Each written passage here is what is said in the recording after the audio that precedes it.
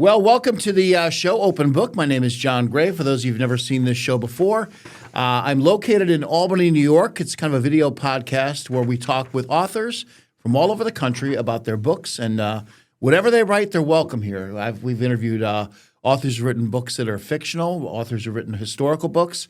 We've had at least one children's author before today, and we're going to have people on talking about cooking books and golf books and everything else. But let's talk to our guest right now today. I'm going to click the button here and introduce you to Daniel J. Mahoney. Is the letter J in there for a reason? You like it, or is there another Daniel Mahoney out there and you got to kind of differentiate yourself there? Yeah, there actually is a Daniel J. Mahoney that's a adult author, but years ago I decided to take that as my pen name just to kind of make it a little unique. Sure. Now, the book you're here to talk about today, we're going to talk about a lot of stuff, is My Cat is a Secret Agent. This book was a lot of fun. Obviously, and we're going to talk about the book in the second segment, but obviously it's a children's book. You never know. I remember reading a book called Who Moved My Cheese, and it wasn't a children's book. It was something for adults and to learn from. But Dan, we want to is Dan okay if I call you Dan? That's fine. That sounds good. Let's talk a little bit about you and how you got into this whole world. Where are you from? Are you from the Capital Region, Albany area? I am. I'm born and raised in Albany. I went to the local schools. I went to a Catholic school for 8 years, St. Teresa's of Avila. Went to Albany High for 4 years. So born and bred in Albany. And when did you first have a fascination with writing? Was that something you did? I'm yet to meet an author who didn't talk about it, something they wanted to do when they were very little, even if it was like writing poetry or journals or little essays or stories. How about you? Yeah, I have to say, from a very young age, I've always loved to draw. I would just like pick up a pencil or crayon and just start, drawing anything, anybody. I would draw my grandmother, my dogs, and then I would also start making little comic books. So I guess that's considered writing. It was like probably not the best writing back then when I was like 6 or 7, but I love to make I was fascinated by comic books. So I attempted to make my own with little stories in there. So yeah, I did start from a very young age. Have you saved any of those things? Because the stuff I had written when I was younger, I wish I could go back and look at it, but it got lost in shoe boxes from decades ago. How about you?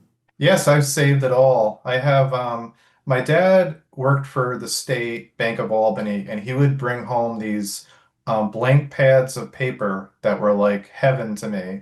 So they were just like these little small pads of paper, and that's where I would create the comics. Like every page of the little book would be a page of my comic, and I would draw panels. I would any kind of paper I could get my hands on, I would, make comics with.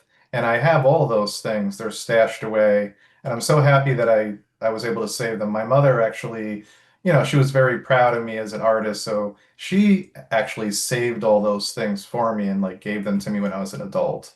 Am I wrong to think I can't draw? I mean, I could draw a stick figure. That's about it. My sister had that gift. She could paint and draw.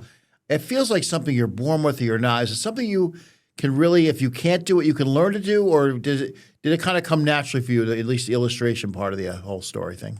Yeah, I believe I was born to be able to draw because I've never had any formal classes, never went to college for illustration or art or anything. I've just been drawing as long as I can remember. So I do believe that it was a gift that I was given to be able to draw. And I think that you can, with a lot of hard work and perseverance, you can probably, learn how to do it. So there's two avenues to it.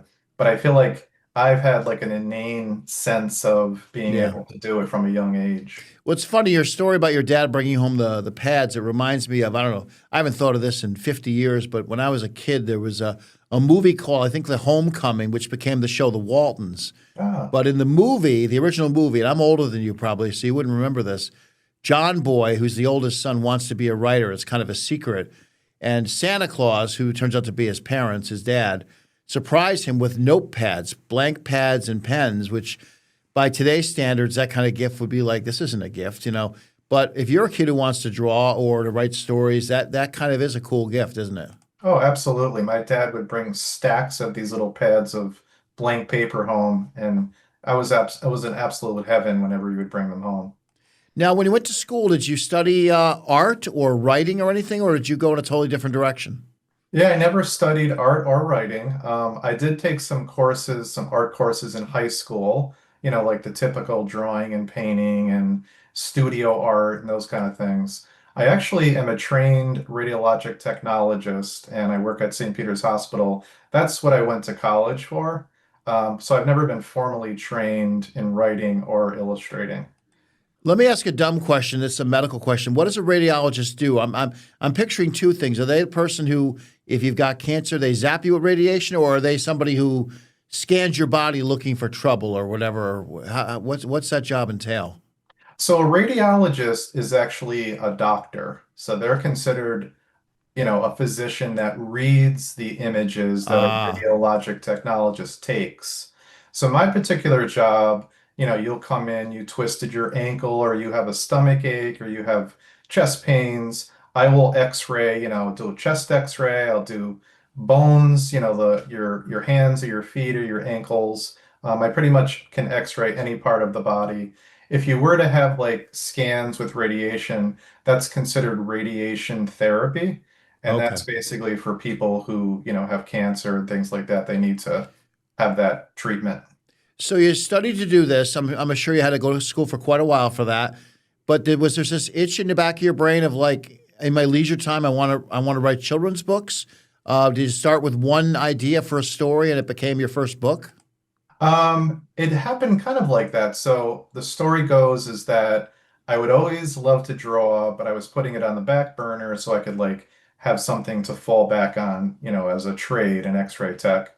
So part of my training is, or part of my studying is I would draw all the bones of the body in a notebook and I would label them, what the articulations were with other bones. And that helped me learn the articulations and all the different bones. And one day I was sitting there studying with a girlfriend and she said, "Wow, you're a really good artist. Like you should do something with this."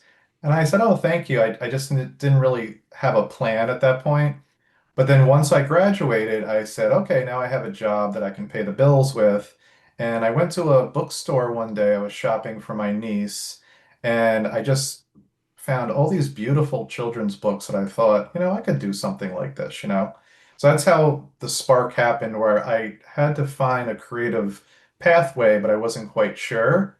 I did start out trying to syndicate a comic strip, and it was called Dr. Wild. It was about this dog who was a doctor, and the Hmm. hospital that he worked at were all like animal patients. And I made like hundreds of samples and sent them out to all the different syndicates. Never got anywhere with that.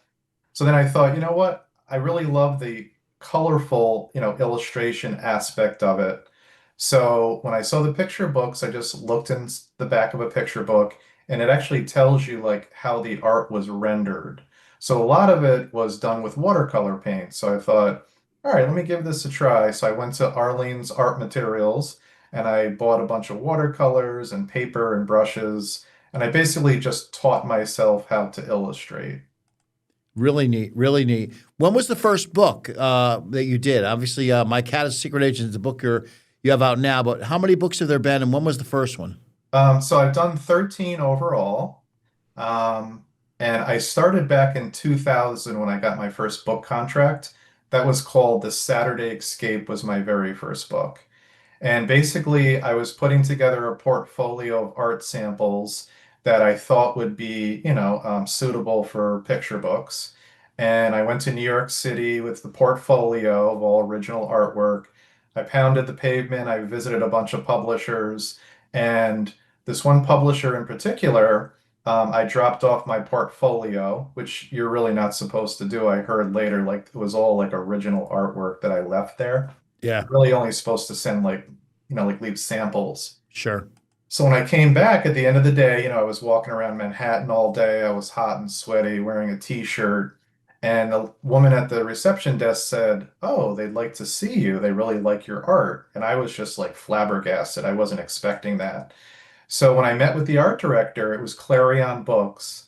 The art director showed me this one illustration that I did, And she said, I really feel like this could be part of a story. Like, we'd love to see what happens before this scene and what happens after this scene. So I went home, I did a bunch of illustrations, I put together.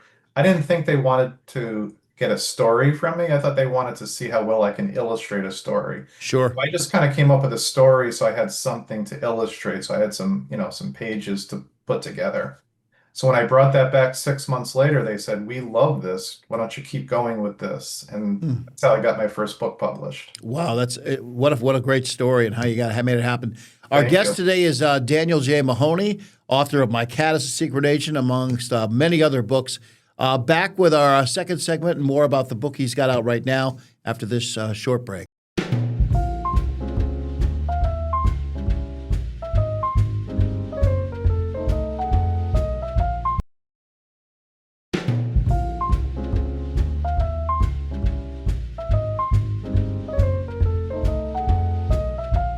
And welcome back. If you're watching right now, we're talking to Daniel J. Mahoney. I usually have authors, but you're author and illustrator. I've got a copy of the book right here. Thank you for sending it to me. I'll hold it up right there, and we've got it You're up. welcome. We've got it up the whole time so people can see it.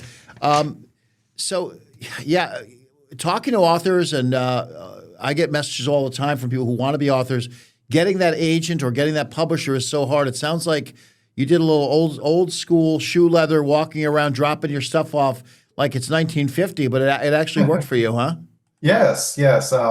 It doesn't happen anymore that way because back then we're talking like 1998, 99, and the internet was like just kind of new and there wasn't a lot of social media. So I couldn't really get my art out there digitally on social media like I do today. I felt like the best way to get my art seen and under, the right people's noses is to bring it to them and put it on their desk and show them in person.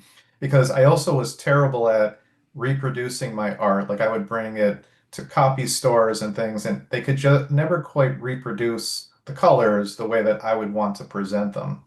So I did send out some samples, but they were really like not the best samples. The color were off. So I Mhm. just thought, you know what? I just got to get this portfolio to people in person. So that's what I set out to do. Yeah, sometimes whether you're a singer or a writer or an artist, you just getting that one set of eyes to really stop what you're doing and look at my work for 5 seconds, and the break can happen. So you Yeah. said like 13 books. Let's jump right to this book. Now, do you illustrate all the books? It looks like I was looking through your portfolio. It looks like some you did not illustrate. How's that work? So one book out of all the books that I've done, I did not illustrate. That was called Monster Garden. Yeah. So that was Kindergartner for Monsters, and I did put the package together as like I wanted to illustrate it too, and I had tried to sell it to a bunch of publishers. No one was interested. Finally, Fewell and Friends, which is an imprint of Macmillan, they Yep. said, "We love this story, but there's just one catch. We want to find the illustrator for it because we just don't feel like your art is suitable for the Hmm. story." So that's the Interesting. one. Even though the other ones, they love the illustration. So talk about My Cat is a Secret Agent. I read it, but for those who out there watching who haven't, where does the idea come from? Are you a cat guy? You looked at your cat one day and thought this would be a fun story. Where does the idea come for this story? Well, I do love cats, but I don't actually own a cat myself. A few years ago, I was with a friend and she had adopted a black cat. And we called it at first Ninja Cat because this cat could like leap from one end of the room to the other. It was just had Sure. this amazing launching skills. So I started to sketch little pictures of this cat doing not really like realistic things. Like there was a picture of a cat like sliding under a door. Right. Really kind of like silly things, but Yeah. I always try to draw like funny, outrageous stuff. Another one was the cat was like climbing up the side of the house, just like things that ninjas would do. Sure. So an editor who actually published a book of mine last year, it was called We Don't Eat Our Neighbors. That was a book that came out in 24. She saw my artwork on Instagram and she said and she loves cats, first of all. So she said, I love this black cat, this ninja cat. Like, why don't you write a story about that cat? And usually that's not how it happens when you get a contract with an editor. They you present them with a story and the pictures, but requested me to write a story, which doesn't happen too often. So that's how I got that book published. We went through at least 3 or 4 iterations of it, and then finally we landed on, and it was gonna be Ninja Cat, but we decided that it would be more fun for it to be a secret agent because I could incorporate all these secret spy gadgets and stuff. Well, yeah, you can see on the cover he's got a special thing in his wrist that allows him to reach and all that. Yeah. Uh, uh, Talk a little bit about the story. It's about a regular cat, but the daughter knows that he's got special skills and powers, right? And the family eventually comes around. Yeah, so one day, this cat shows up at the doorstep of this little girl, and she thinks it's harmless. He looked lonely, so she invited him into her house and decided to keep him as a pet. But then before she realized that this cat was no ordinary cat, it showed her diploma. It showed her his diploma from the Secret Agent Academy for Gifted Felines. He started doing some pretty wild off the wall things, like he was hanging from the ceiling and he could balance with one finger on top of her head. Like he was no ordinary cat. So she knew that she had a special cat here, but her parents just didn't believe that this cat could possibly be a secret agent. They just thought she was just, playing make believe. Right. Who's the target audience, you think? What age children for parents who are watching? So it's a picture book, and typically the target audience is like 4 to 8 years old. Hmm. That's the typical audience for picture books.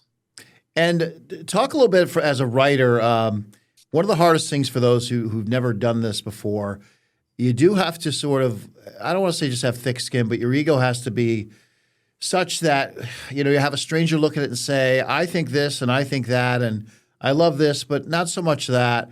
Was that hard for you throughout the years with books and in this book to get pushback and say, could you change this or could you change this picture, make him a little more this or that? Or do you just sort of roll with it and like, that's just the way it goes?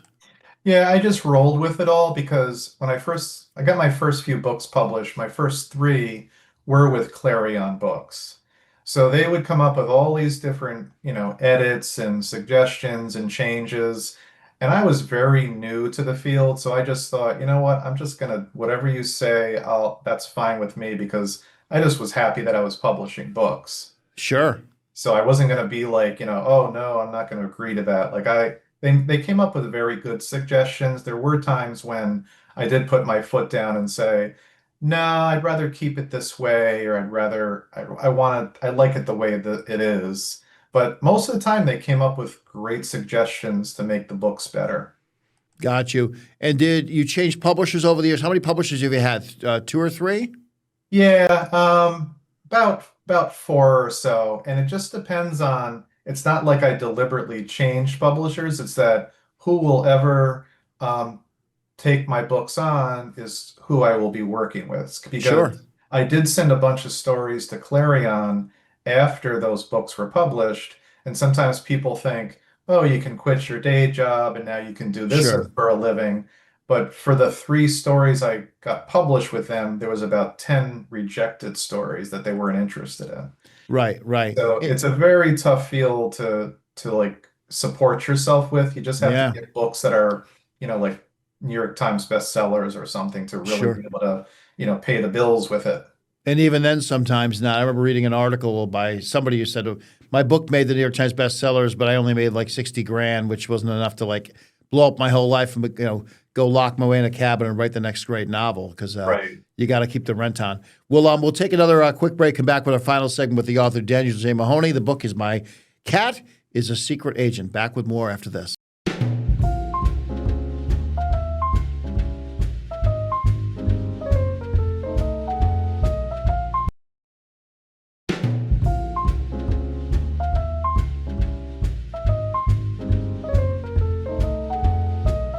All right, welcome back. Our final segment with Daniel J. Mahoney.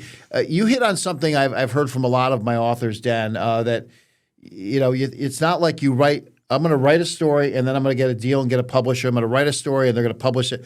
Sometimes you write a bunch of things that people go, it's you may love it, They might not love it. They might not get it. You sort of have to do this for you, don't you? At first, where you put the time in for the illustrations in your case and the story. I write books on the side, and I'm in the middle of one right now where I'm literally like I think I'm like 18,000 words into a 60,000 page book, and then it'll be looked at by people, and they're going to give me their opinion, and then an agent's going to say do this, do that, don't do this, and then there's months of trying to sell it, and yeah, you have to really. It's a lot of work, and there's no guarantees, right? That's my point. I guess I'm getting at. Yeah, most definitely. You have to love to write.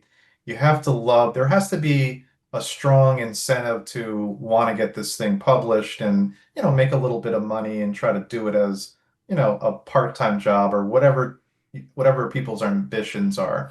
But I write stories that I feel like connected to, and stories that some of the stories or books that I've written are drawn from my childhood. And I feel like I have a strong connection with a lot of the stories I've done.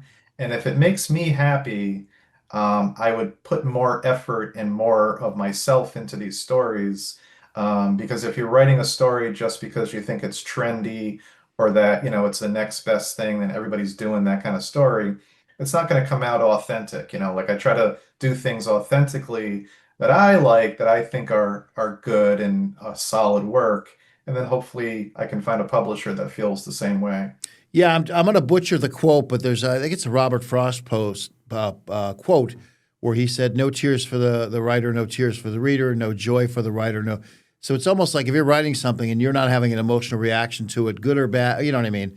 Why would the reader? So it's almost you've nailed it when you're laughing as you're doing it, or if you're writing something serious, that's not what you do, but where you're like emotionally like, oh, this was a tough one to write this whole scene, and that's when you're going to click with a reader, really. Absolutely. Currently, I'm working on a story that I haven't shown to any publishers yet, but it's a story about a seagull that's like a little odd. He's a very snappy dresser and he's very polite, so he can't steal food from people. Like he's not a very good seagull. So he orders takeout, like that's his way of getting French fries. So he orders some French fries one day, and the French fries happen to talk back to him, and then before you know it, they become really good friends. So my point is like as I'm doing all the pages of illustration for this story, I keep on saying to myself, "Oh my gosh, I absolutely love how that's coming out." Like I'm very pleased with the drawings I do, the text. So I have a strong feeling about this story, and that's what keeps me going to the end of it to complete the whole thing. Hmm. And I just have this like, I don't know, like this sense that I feel like this is going to be pretty funny. I think people are going to like this story. You remind me of your mind in a way. I remember reading a million years ago, John Grisham, the lawyer. The client, I believe, was his first book, and he was just bored in waiting for his case to get called, watching some other case. He was as a lawyer, and there's a kid on the stand, probably testifying about a car accident, but he starts thinking, "This is boring." But it'd be interesting if this kid witnessed a crime, and maybe the mob's involved, and maybe this, and maybe that, and I feel like in your case, most of us see a seagull and they want to steal the French fries. Somewhere in your mind, you thought. Well, what if he wasn't good at stealing the French fries? How would he eat? And is that how you kind of get an idea? It starts very small, then starts to branch out.